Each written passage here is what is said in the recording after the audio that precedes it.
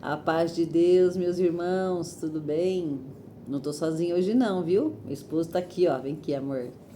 Nós estamos tentando gravar um vídeo para falar sobre esse assunto, mas nós estamos com o nosso netinho aqui hoje e ele deu a graça de só chorar, arranhetar, tá com coliquinha, Tá ó, arranhetando aqui ó. hoje.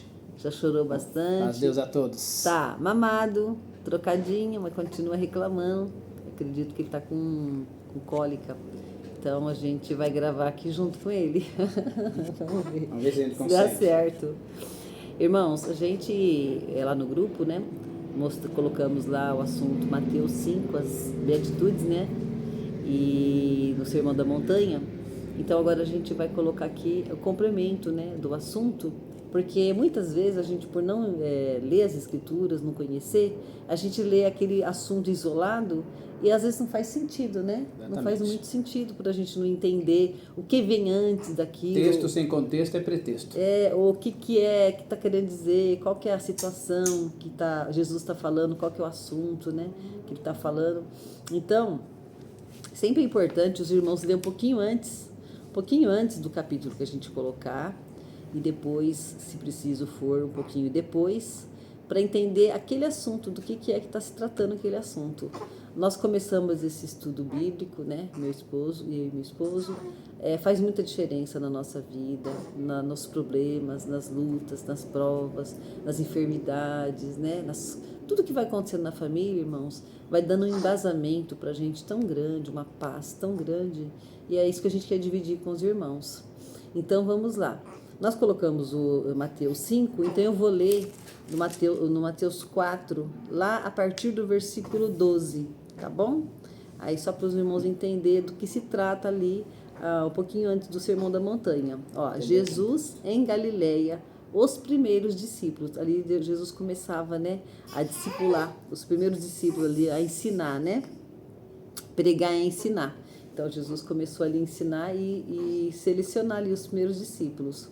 Jesus, porém, ouvindo que João estava preso, voltou para a Galileia.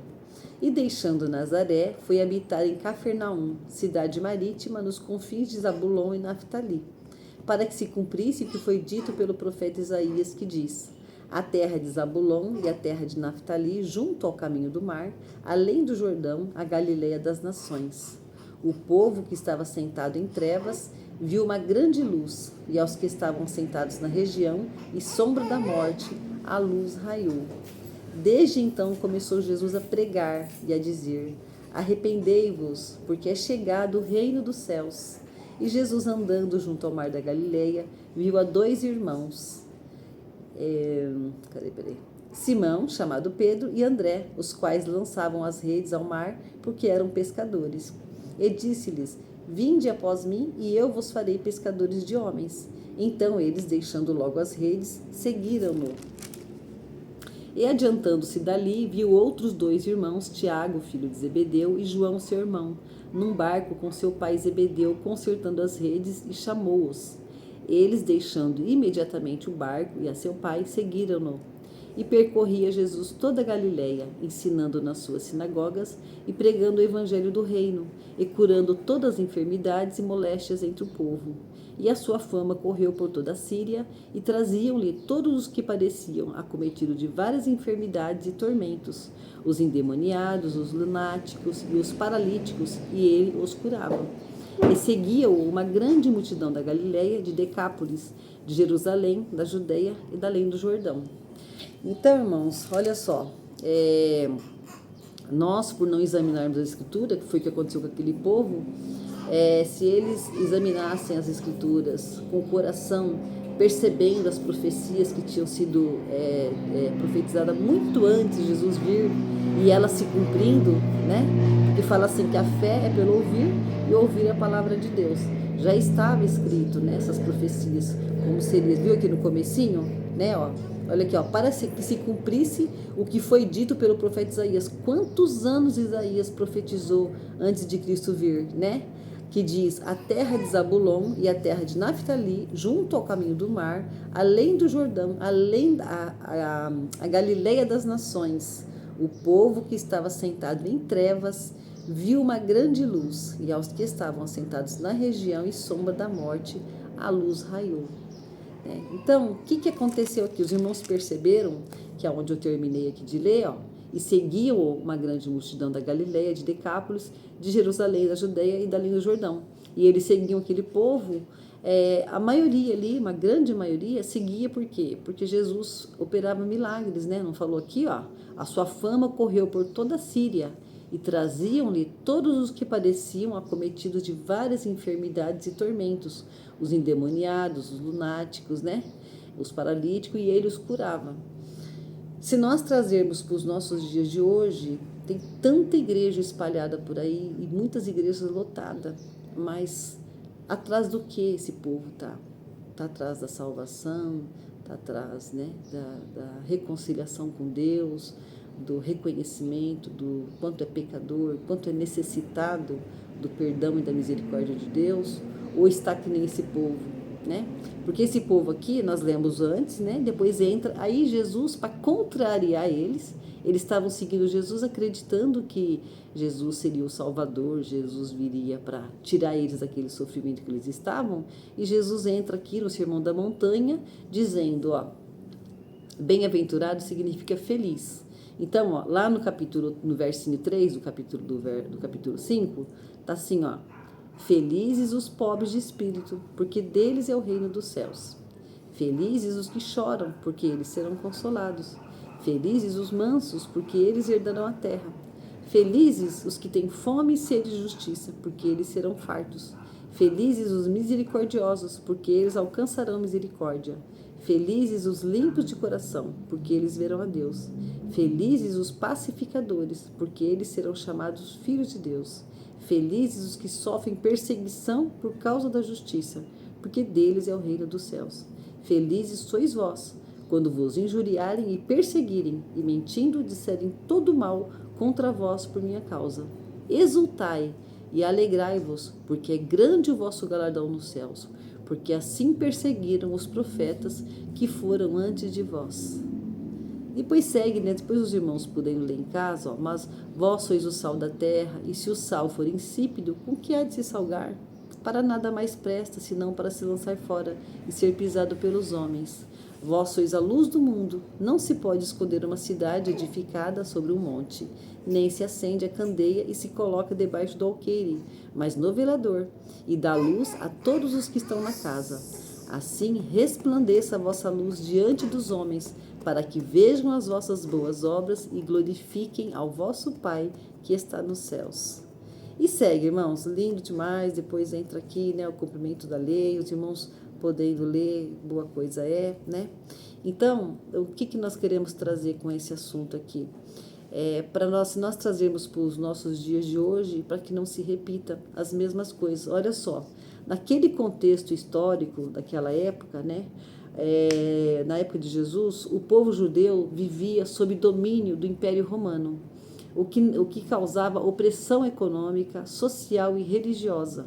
Além disso, havia uma elite religiosa, que eram os fariseus e os escribas, que impunha regras pesadas e se mostrava justa apenas exteriormente, era só na aparência, né? A esperança do povo, a vinda de um Messias, era um libertador, mas muitos esperavam um líder político ou guerreiro. Não esperava aquele homem manso, humilde, pacífico, né? Aí Jesus aparece ensinando algo totalmente contracultural. Em vez de uma revolução armada, ele propõe uma revolução do coração. O que Cristo quis dizer lá em Mateus, né, das bem-aventuranças? Jesus declara: felizes os pobres, os mansos, que choram, os perseguidos, como nós já lemos aqui, né? Ele ensina que a verdadeira felicidade está em depender de Deus, não das riquezas nem do poder. Nós temos que tomar cuidado aonde está a nossa esperança, né? Muitas vezes, principalmente em época de política, né, amor? A gente percebe até os cristãos começam uma devoção a um político, né? Ou que seja um prefeito, ou que seja um presidente, achando que dali vai vir a libertação, vai vir o alívio, vai mudar a lei, e fica todo mundo em torno daquilo, né? Colocando a esperança no governo, enfim, né? Em um novo emprego, sempre numa situação material. E Jesus veio para mostrar para eles que ele estava trazendo a salvação eterna. O que Cristo estava tratando, o assunto era de vida eterna, não era dessa vida. Não quer dizer que nós não podemos contar com Deus, né, nas nossas aflições, nas nossas lutas, nós podemos contar. Mas isso daí é em segundo plano. A nossa primeira prioridade é Deus, é buscar o reino do céu e a sua justiça. As demais coisas Deus vai nos acrescentando, né? Então, aqui hoje o mundo ele valoriza os status, a aparência, o sucesso, mas Jesus mostra que o reino de Deus é para os humildes, sinceros e quebrantados. Nós somos o sal da terra e luz do mundo, né? Jesus chama aqui os discípulos a influenciarem o mundo, preservando o bem e refletindo a luz de Deus. Em meio à corrupção e escuridão moral, o cristão é chamado a fazer a diferença com amor, verdade e integridade. Jesus não veio abolir a lei, mas veio cumpri-la. Ele chama para uma justiça que vai além da aparência religiosa, buscando pureza de coração. Deus quer mais do que rituais ou títulos religiosos. Ele quer relacionamento verdadeiro e transformação interior. Então, Jesus aprofunda a lei. Olha só, irmãos, se a gente for pegar a Bíblia ao pé da letra, sabe qual é a sensação que a gente tem? Meu Deus, eu não vou me salvar. E a gente vê muito isso, né?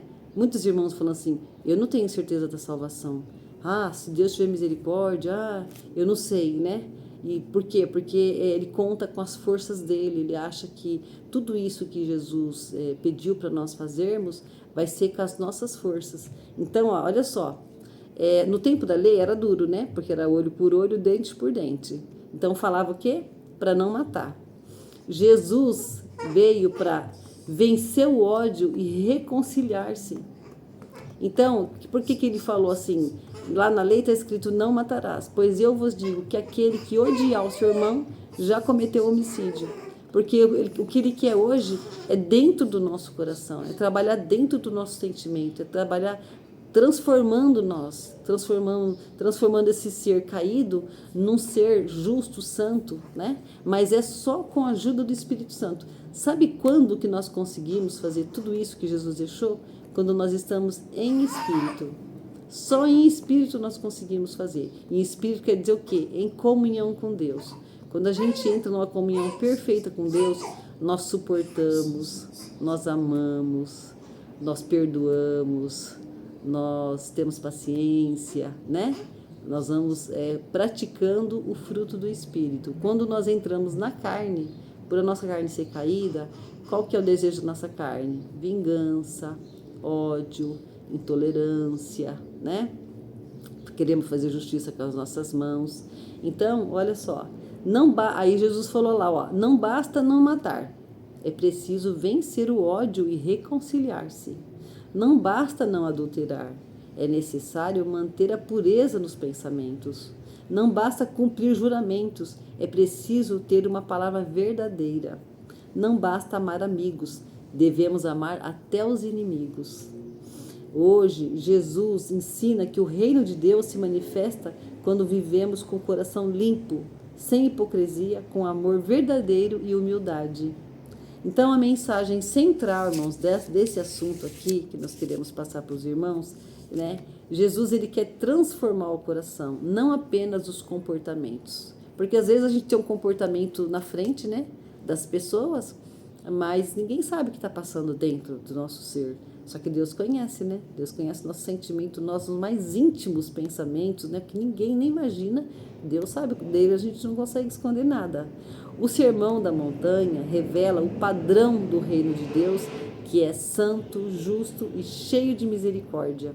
Ele nos chama a viver diferente do mundo, refletindo o caráter de Deus. Meu Deus do céu, coisa linda demais, né?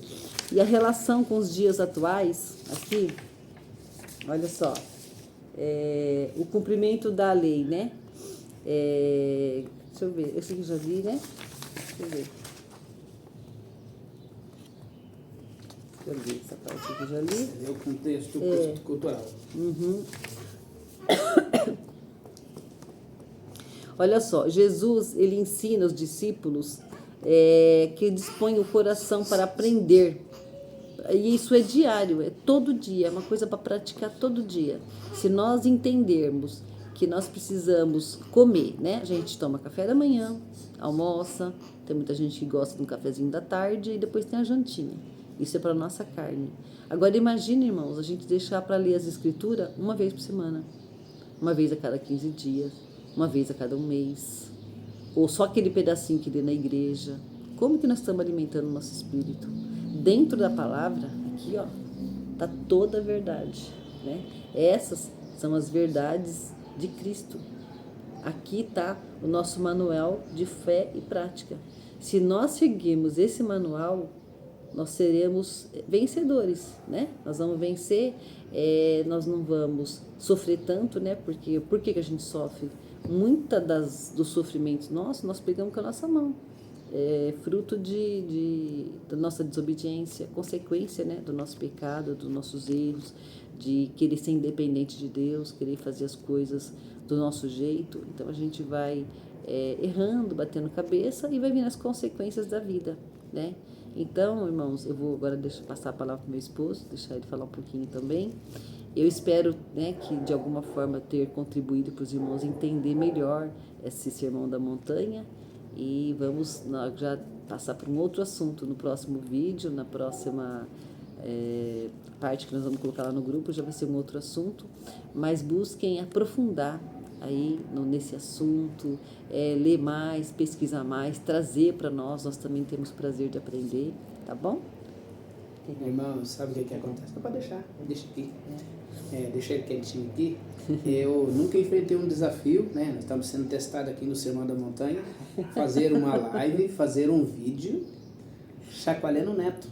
Isso aqui é um treinamento, viu, irmão? Chorão, o Neto chorando. Não, ele é bonzinho, ele é um amorzinho. Não vamos desistir do vídeo, vamos fazer o vídeo mesmo com ele enraetando, nós vamos fazer. Irmãos, o que ela comentou hoje aqui, estava prestando atenção aqui na comunhão, que é muito importante nós meditarmos. E quando o Senhor Jesus, ele deu alguns exemplos, ele sempre falava de uma forma que todo mundo entendia e fazia umas parábolas. E aqueles que realmente tinham interesse corriam atrás, porque eles falavam assim: bom, nós não entendemos o que tu está falando, o que significa isso, e indagava o Senhor Jesus. E para aqueles que realmente tinham interesse, porque, irmão, quem tem uma barra de ouro não vai sair mostrando, né? O Senhor Jesus mostrava, existe alguma coisa, mas isso aqui é só para os interessados. Os eleitos realmente vão buscar, certo?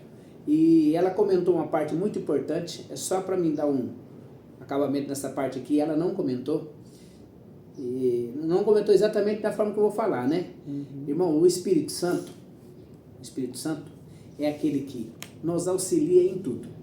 Pode ser que, pelos conselhos que você ouviu, e você pensar, bom, eu tenho que fazer tudo isso aqui para me praticar o que está nas Escrituras.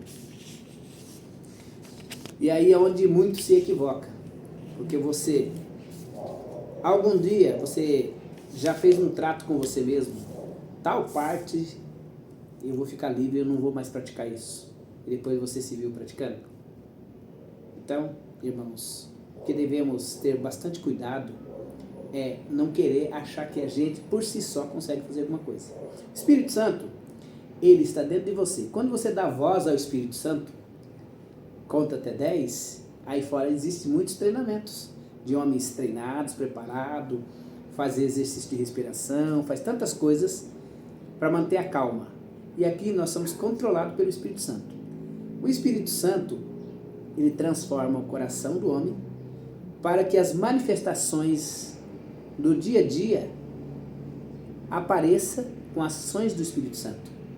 Agora, você quer fazer com que você pare de errar, você pare de se ficar nervoso, para de se irritar, sem ação do Espírito Santo, buscando aprovação própria, condições próprias para você fazer. E na carne, você sabe que sempre vai escorregar. Pedro foi um exemplo disso. Falou para o Senhor Jesus: jamais eu te nego, jamais eu te nego. antes que o galo canta 3 vezes, tu me negarás. Ele estava contando com as forças dele. Né? As forças de si próprio. Então, assim, o que aqui nós estamos falando? Como um dia atrás nós fizemos uma live e falamos sobre o assunto das boas obras. Quais são as boas obras que nós aceito diante de Deus? Aquelas que Ele ordenou pela sua santa palavra. Não é eu tenho boas obras porque eu tenho boas condições de fazer. Eu sou melhor que alguém. Eu sou melhor que alguém, eu tenho condições de se livrar. Irmão, todas as coisas que a gente faz por si próprio e consegue algum êxito de si próprio, a glória é nossa. Você concorda comigo? Então, o que nós devemos ter atenção é que se nós não precisássemos de um auxílio, o Espírito Santo não precisava vir. Nossas próprias condições, a gente faria. Nossas próprias condições, a gente faria o que tinha que ser feito. Mas o Senhor, Ele é bom, misericordioso. Mandou o seu Espírito Santo Consolador para nós não ficarmos órfãos, sozinhos, sem auxílio. Ele fala dentro do coração. É que muitas das vezes a nossa mente fala mais alto. Muitas das vezes nós buscamos soluções próprias, condições próprias. E desta forma ninguém chega lá. Você acha que uma pessoa bravo, nervoso, conseguiria se regenerar sozinho, voltar atrás sozinho, se santificar sozinho como Paulo, que foi um homem que perseguiu o povo de Deus, zeloso da lei, um homem bravo, um homem cheio de condições. Pedro também arrancou da espada, cortou a orelha do soldado. Irmãos, para chegar num grau de humildade, tem que ser em espírito. É só, se você ler prestando atenção, você lê como que eles começaram, né, os discípulos, e como que são as cartas deles lá no fim, né? Exatamente. A preparação veio chegando aos pouquinhos, né? Então esse vídeo aí que nós gravamos que nós vamos colocar nesse grupo de interação que nós vamos colocar aqui. E vamos postar nos outros grupos também. Os irmãos interessados entram nesse grupo, que isso aqui é um treinamento diário. Sabe, irmão? Sabe aquele exercício que a gente faz para manter sempre o corpo ativo? É isso. E faz toda a diferença, Faz toda a diferença. Amor? Olha o que a gente está vendo de pessoas com ansiedade, depressão, insônia, né? Por quê? Porque vai perturbando a mente com as lutas do dia a dia e vai perdendo a saúde, né? Então, se a gente vai lendo as Escrituras, vai entrando uma paz tão grande, porque a paz de Deus no nosso coração, ela não é inerente à paz que nós estamos vivendo fora. A gente pode estar em meio à tribulação, em meio à enfermidade, que nós mantemos a paz. É essa paz que Deus veio trazer. Ele não prometeu pra gente que depois que a gente cresce nele, que não ia ter mais luta, mais guerra, não ia ter tempestade, né? A diferença é que ele estaria conosco. Então, a importância de nós examinarmos as Escrituras, se os irmãos puderem reunir a família, ler junto com os filhos, quanto sofrimento vai poupar, quanta coisa, né? Porque tem aqueles sofrimentos que a gente pega com as mãos, mas tem aquele do dia a dia mesmo, das guerras e das lutas que a gente enfrenta. Então, o nosso interesse, o nosso prazer é compartilhar a alegria que nós temos sentido, né? De ler as Escrituras, de entender melhor a nossa caminhada aqui, caminhada cristã, e que os irmãos possam usufruir também desse prazer, dessa alegria. Mais alguma coisa? Não? Irmãos, esse vídeo é curto, é só para a gente dar essa pincelada. Eu vou pedir para os irmãos entrar no comentário, fazer um comentário conosco, comentar embaixo do vídeo, duplicar essa parte para os demais, acrescentar mais alguma coisa. Olha, irmãos, esse assunto vocês não falaram, vai ajudar bastante a gente também nos assuntos que os irmãos têm dificuldade.